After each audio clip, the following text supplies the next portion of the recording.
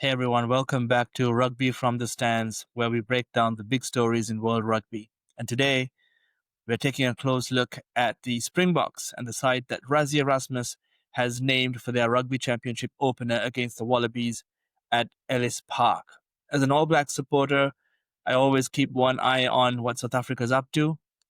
They're obviously our biggest test rival, and the standard that they set pushes us to be better. And this team that Rassie's rolled out, it's a serious statement.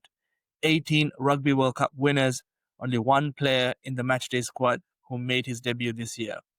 This isn't a development run, it's a side built to win.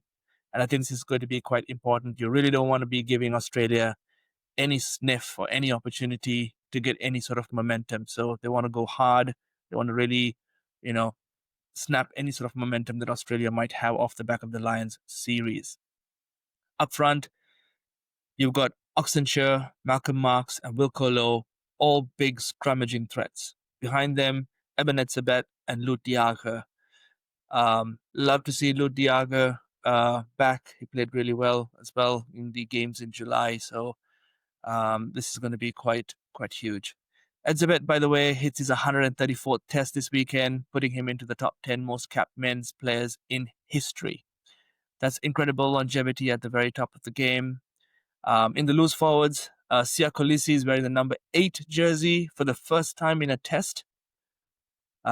He's alongside Peter Steph Dutoy and Marco van Staden, a trio that's physical, hardworking, and relentless at the breakdown.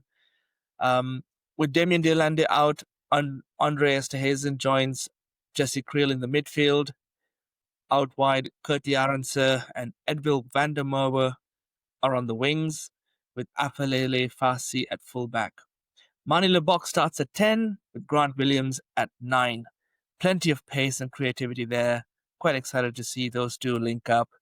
Even without Cheslin Colby, this back three can strike from anywhere. And in broken play, they are dangerous. On the bench, Wangiam Benambi, Jan Henrik Wessels, and Asenati and Labakanye, they cover the front row. Franco Mostert and Quagga Smith bring energy in the forwards, with Cobus Reinach, Kanan Moody, and Damien Williams covering the backs. It's a 5-3 split. Classic Rassie. Ellis Park has never been a happy hunting ground for the Wallabies.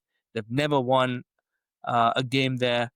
The Boks are unbeaten against them at that stadium, and they're chasing a 5th consecutive win over Australia, something they haven't done in more than 50 years.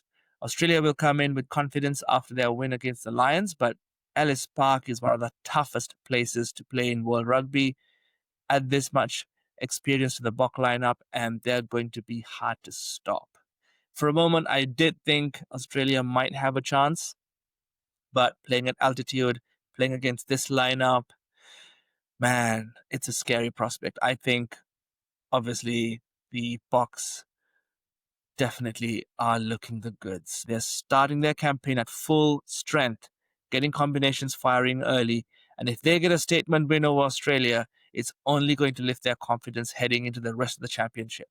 By the time the Boks meet the All Blacks, they'll be battle-hardened, and that's exactly the kind of challenge we should want. Rivalries like ours are built on both sides being at their best.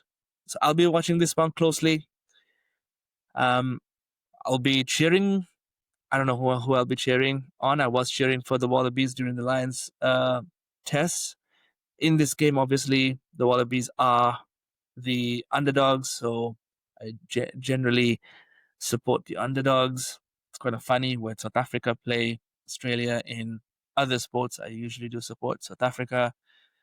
But obviously, because South Africa is so dominant, to be honest, I'm not really feeling it. I wouldn't mind seeing a good contest. I would be trying to see where they're sharp, and maybe where they're still finding their feet. If they are, honestly, they're looking pretty sleek. But what do you guys think of this Springboks team? Is this their strongest lineup without Kolbe or de Allende? Or has Rassie still kept something in reserve? I'm sure he has.